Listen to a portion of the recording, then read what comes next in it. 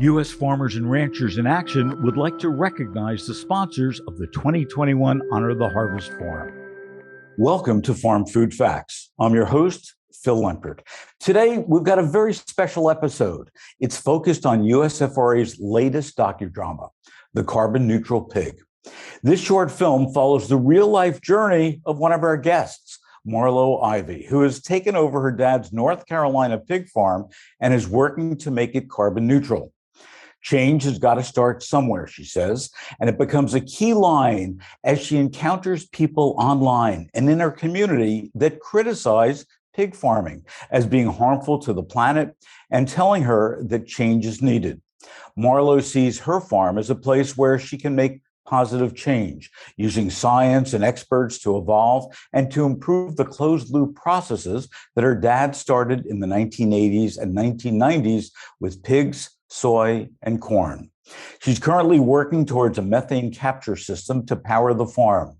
You can see the carbon neutral pig on usfarmersandranchers.org. But today we go behind the scenes and talk with Marlo and USFRA Board Chair Ann Mies. Ann is a farmer and Nebraska Soybean member in Elgin, Nebraska. Along with her husband, Jim, they run a family operation raising corn, soybeans, alfalfa, and cattle. Over the past 32 years, they've had a continued focus on increasing soil health, conserving water, being good stewards of the land, and practicing quality animal care.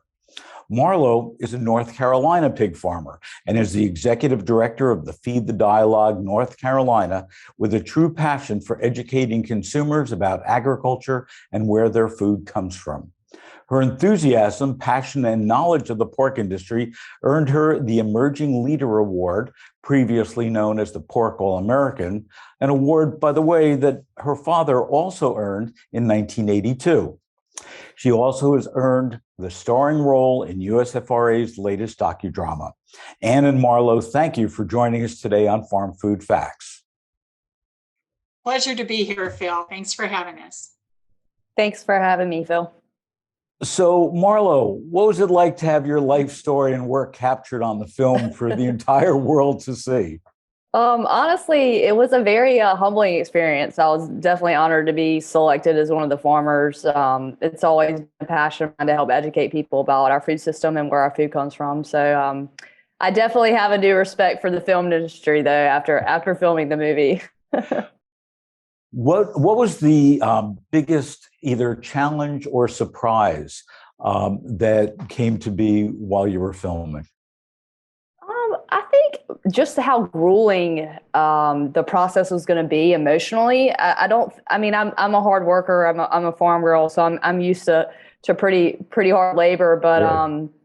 Just the grueling of the shots and changing the scenes and what they needed to kind of accomplish our goal. And honestly, even though the crew was a local crew here from North Carolina, it's an urban area, Raleigh, which is our state capital, it was very interesting, the questions that I got behind the scenes about basic agriculture as well.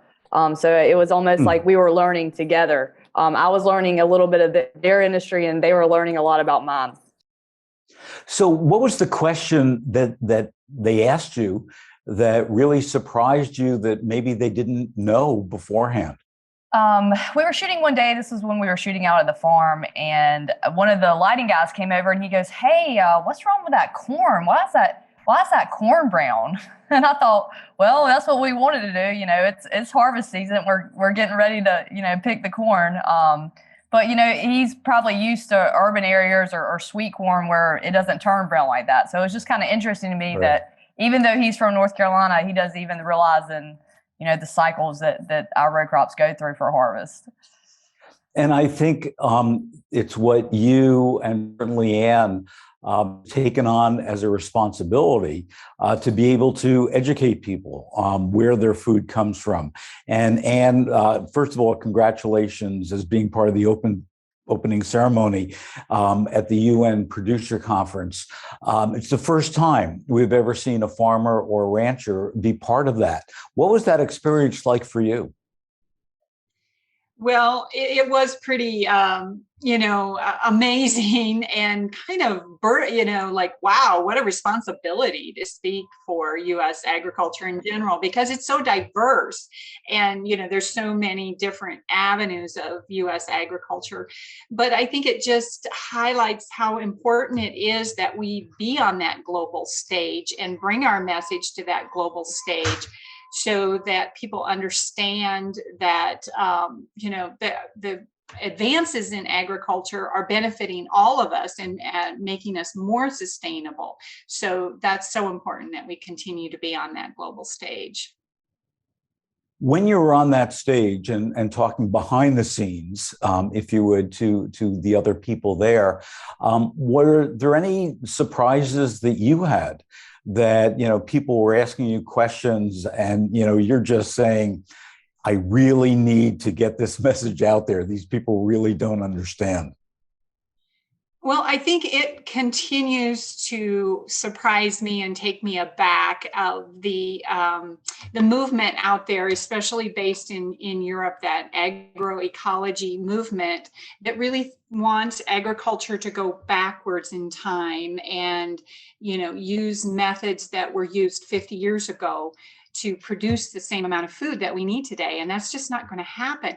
We have advances in all other industries and technology and those type of advances. And so here we are in agriculture. We have great advances in genetics. We have advances in how we're raising our livestock, which was highlighted in Marlowe's film. We have advances in crop protection. And if we're truly going to be sustainable and increase production while using less resources and preserve our natural resources and be more sustainable, then we really need to utilize these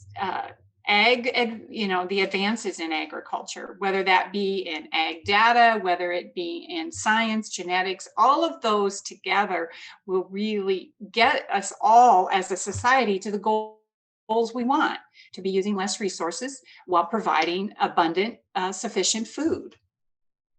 So, Ann, you said that, people want us to go back to the way we were 50 years ago. Is it because of the lack of knowledge? Is it because of the misinformation that's out there, that people just think that, terrible things are happening to the planet? So if we go back 50 years, we can fix it? I think it's all of those things. I think it's misinformation. And there's this ideological vision of the farmer, in his bib overalls or her bib overalls, with the chickens in the background. And that's just simply not going to feed our world. And there seems to be this kind of, emotional connection. Well, if it's done organically, it's going to be better. Well, that's one way to farm, but there's other ways to farm also that are using less resources, but yet producing more food. So there's a lot of tools in the toolbox in agriculture now.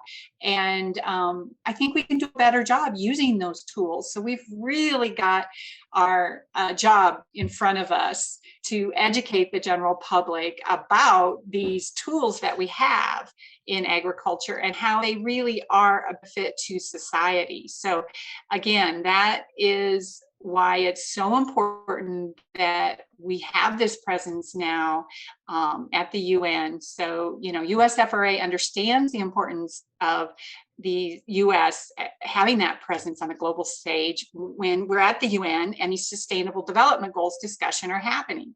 It was a huge win for our CEO, Aaron Fitzgerald, to be invited and be one of only 100 delegates worldwide to be at the pre-food summit in Rome in July.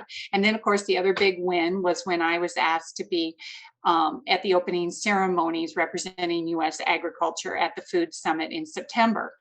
So, and now as a result of that collaborating that Aaron worked so hard and working with other farmer organizations throughout the world, the farmers actually have their own unique voice now at the UN, where that wasn't true a year ago. So I know that there's a lot of farmers out there that feel like these UN Sustainable Development Goals are completely disconnected with what we do day to day on our farms. But we just have to realize that we need organizations like USFRA in places that matter right here.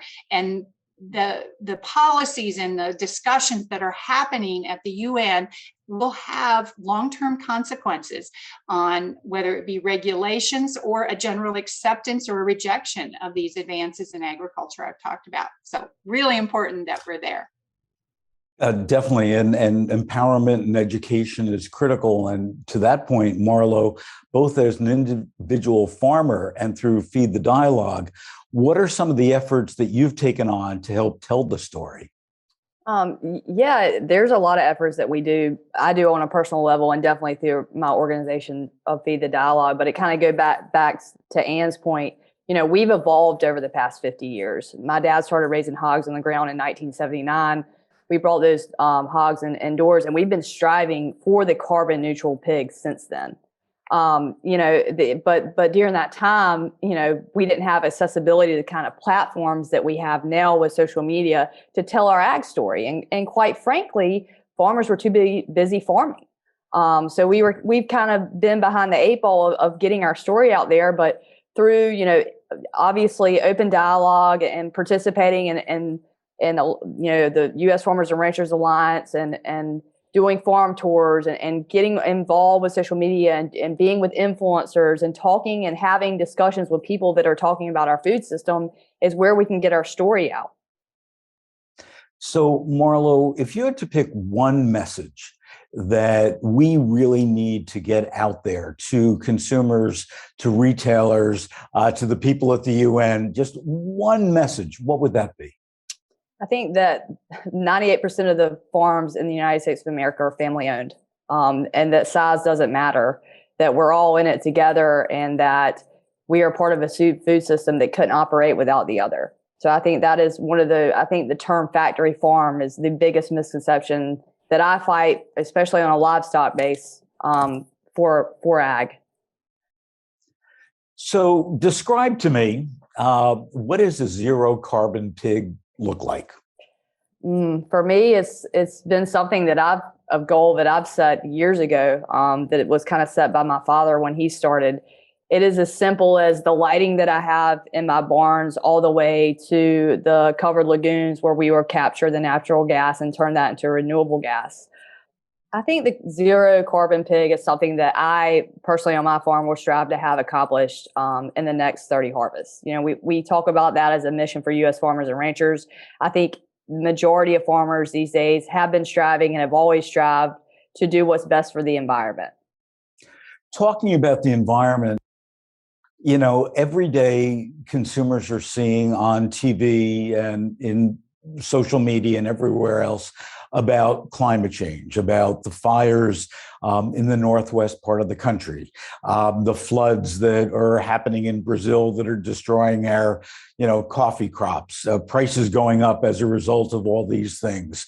How can the food and ag sector really come together to solve, if you would, climate problems and also get that message out there to consumers?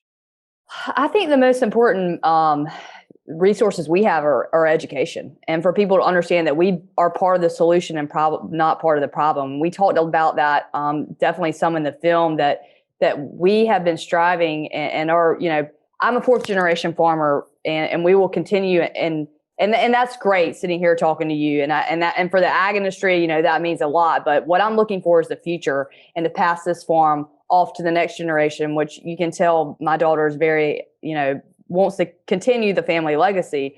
So I think what is important for people to understand is that we are constantly improving and we are constantly using and advances of technology to improve our carbon footprint for farmers.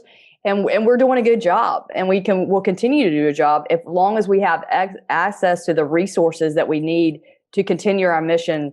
But I also believe that agriculture has become the catalyst or the whipping boy for climate change. I think that we have continuously always strived to improve, but there are people out there with alternative agendas that want to use agriculture as a weapon or the reason for climate change. And that's all because of misconceptions that people were 4 or 5 or 6 years removed or generations removed from the farm now. They just don't know.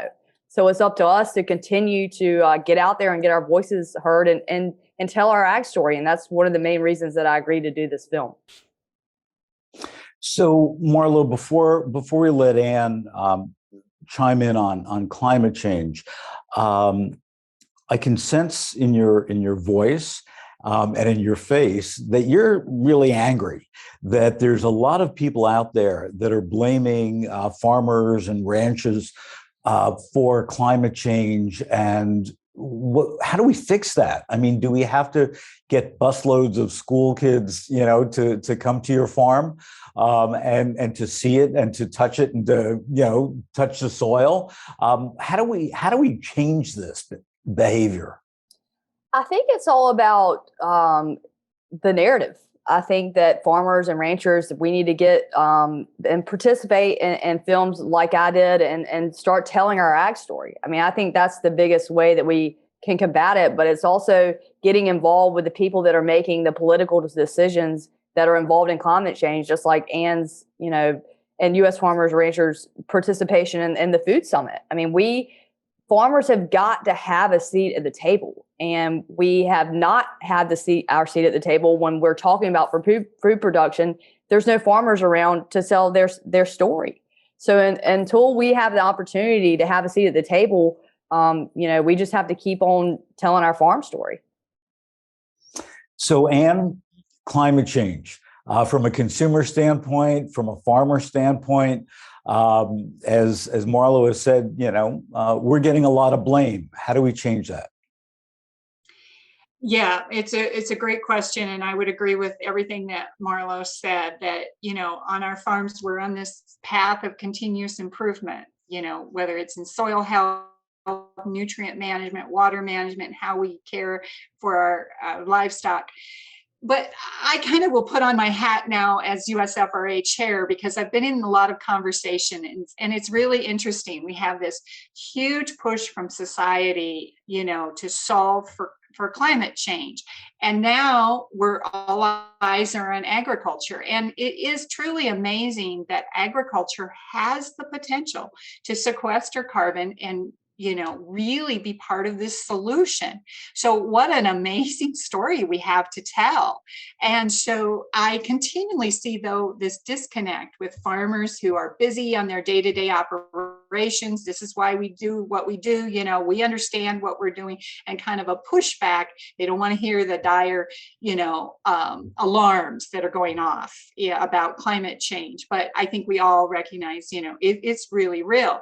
And what can agriculture do to be part of that solution is really what our organization is trying to do, is bring that food and value chain together with the farmers so that we can have that common goal of combating climate change. And there's a lot more that we know we can do on our farms, but I think one of the key things is unlocking some financial mechanisms, whether it be cost sharing, where we can make some of these climate smart practice changes, or whatever that mechanism is going to be. And I'm not just talking government mechanisms, but private sector mechanisms. They're happening, they're in place, and we just need to accelerate those. And hopefully USFRA can be that place where these people along the food and value chain come together and really work for those type of solutions that we're all looking for. Ones that make sense on our farms, will work on our farms when we have to work out the practicality of it, but also have a real benefit to society. Those are the challenges in front of us. So, Marlo, let me go back to your daughter. And that next generation of farmers and ranchers. How do they acquire the knowledge base and the tools to have them succeed the way you have? I mean, for me personally, it's on-farm work experience. It's a passion that you have that's kind of bred from the beginning, and learning and seeing, just like I watched my father grow our farm as he has for the past 30 years. I think continuing that kind of legacy is really important, and instilling the same values that he did for me, for the land, for the animals, for our farms, and passing that on, the same kind of love and care, and again, continuous improvement that I stand for, and instilling those same principles in my daughter and son. I have a 2-year-old son. He didn't get to be part of the film, but I have a 2-year-old son too. So, look, your father has been very progressive. We know that, but I'm sure that there's been times. I worked for my dad. I'm sure there's been times where you have gone to him and said, "Hey, Dad, this is really what we want to embrace, whether it's a new technology, whether it's a new way of doing things." And your dad sat there and said, I just don't want to do it. What we're doing is working. Have there been those instances, and how have you overcome them? Absolutely. My dad's, he's kind of he's definitely very progressive, but he's seen a lot of changes happen through in the North Carolina pork industry. So I think it's been hard for him to see some of almost like a circle of change coming back to the way I think. And I think a lot of it has to do with, and we talk about this a lot in the film, is, being so transparent on social media and the repercussions of what that brings to the farm. But for the most part, he's pretty acceptable of moving forward and continuous change. But just like any other parent-daughter or father-daughter relationship, he can get stubborn sometimes. Is he on social media? I think he's on LinkedIn, which is very recent that he got on LinkedIn. So he's coming, into social media kicking and screaming the whole way. Yes, and I think actually, and we talked about this in some of the documentaries that we filmed afterwards. I think he regrets not being more vocal about telling our story, and he didn't have the same platforms I do today. But I think one of the things that he wished that he had done through his career is being more vocal and telling the ag story.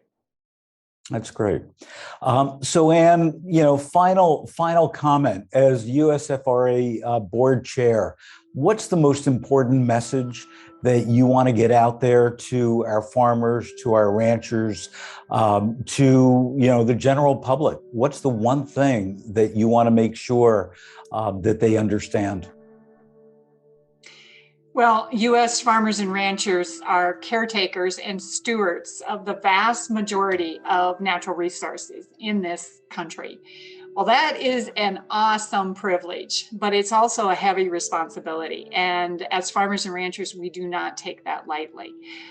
As Marlo alluded to, we are always looking toward the next generation and preserving the land and resources that have been entrusted to us. So as a society, let's embrace technologies and advances that will enable us to be better stewards of the soil, water, and natural resources. And together we can all work toward that resilient, restorative agriculture system that produces the abundant, nutritious food, fiber, and clean energy that we want for our prosperous America. Well, thank you both very much for, number one, getting the messages out there, whether it's on film or on the stage at the UN. And thank you for joining us on Farm Food Facts today. Thank you. Thank you very much. U.S. Farmers and Ranchers in Action would like to recognize the sponsors of the 2021 Honor the Harvest Forum. Our Sapphire sponsors, Ernst & Young and the United Soybean Board.